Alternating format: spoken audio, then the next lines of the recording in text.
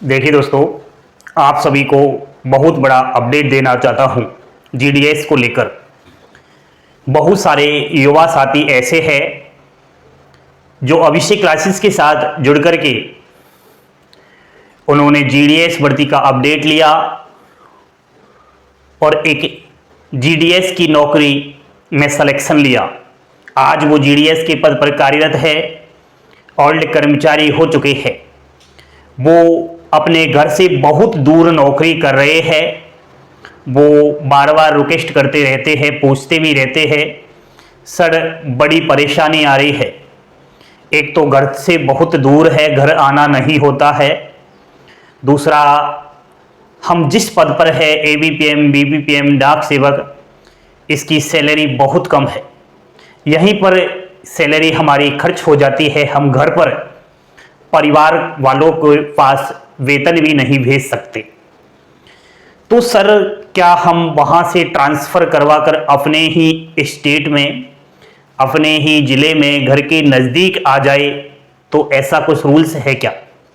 वास्तव में अगर आप भी जीडीएस की नौकरी लेना चाहते हो या फिर नौकरी कर रहे हो और अपने ही घर के नज़दीक आप एक ड्यूटी करना चाहते हो, तो जीडीएस का रूल 3 आपको यह काम करवाएगा।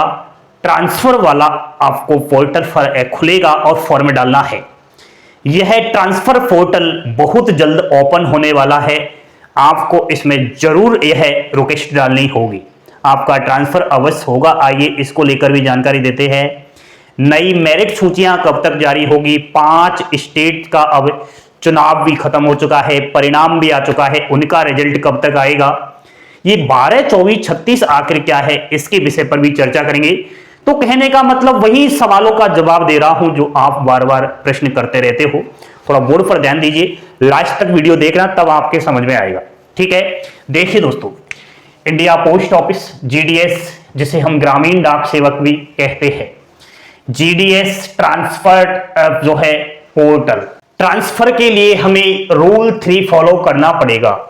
रूल 3 जैसे ही आया, बड़ी खुशखबरी मिली ओल्ड जीडीएस कर्मचारी जो अपना ट्रांसफर करवाना चाहते थे।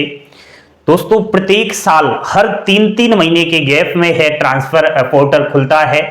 मार्च में, जून में, सितंबर और दिसंबर में, और दिसंबर चल ही रहा है, अब दिसंबर में यह खुलेगा।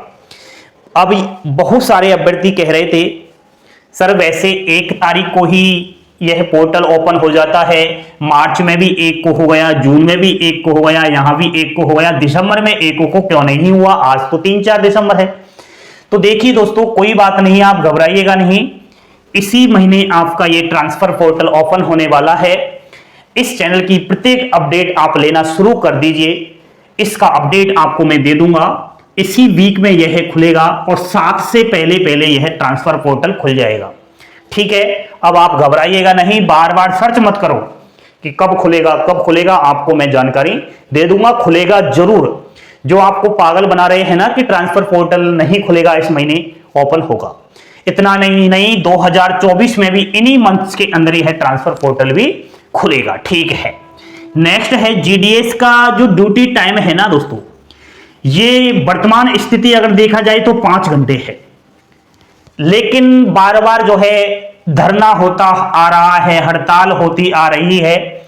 जीडीएस के जो अध्यक्ष है, यूनियन के जो प्रेसिडेंट्स है, वो बार बार एक मुद्दा उठा रहे हैं कि 5 घंटे को हटा करके जीडीएस का जो ड्यूटी टाइम है वह 8 घंटे किया जाना चाहिए।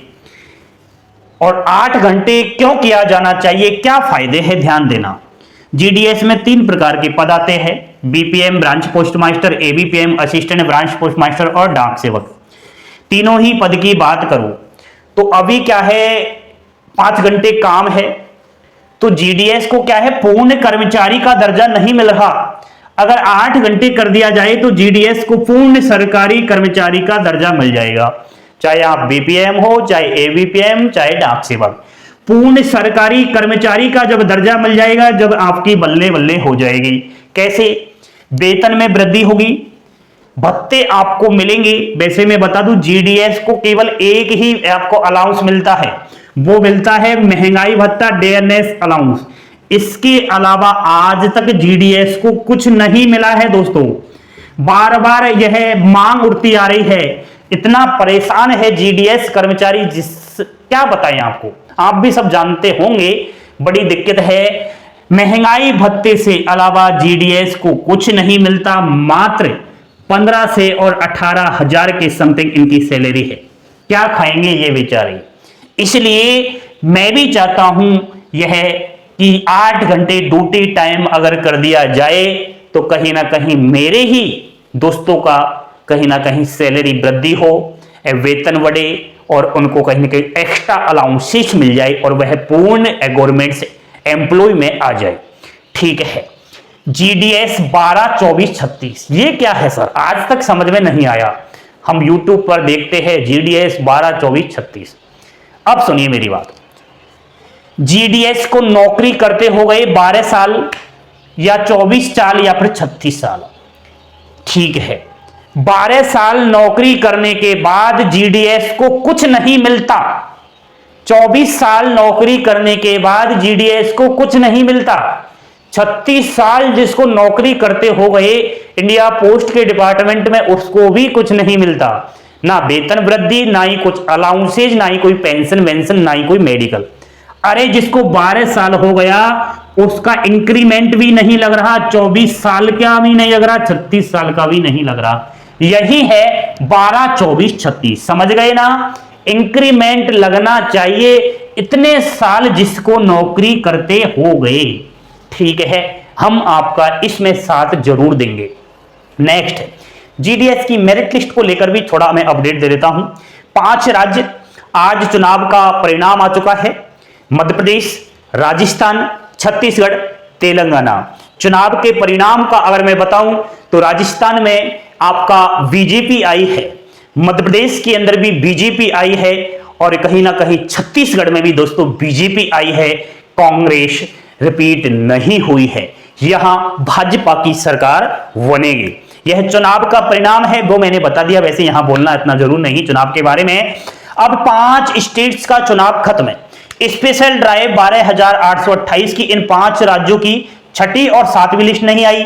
शेड्यूल सेकंड 30,041 की 3री और 4थी लिस्ट नहीं आई। अब ये लिस्ट बहुत जल्द आएंगी।